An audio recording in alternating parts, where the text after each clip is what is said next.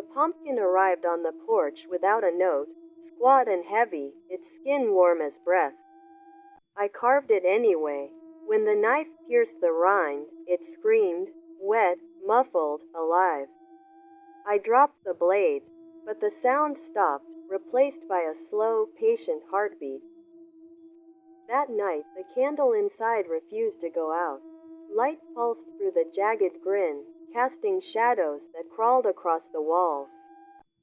Seeds dripped from the mouth like teeth loosening. The pumpkin whispered my name, over and over, in my own voice. A tree fell down and came. The tree would not lift. Roots burst from the base, cracking the floor, digging deep. The small house was filled with roots, sweet and choking.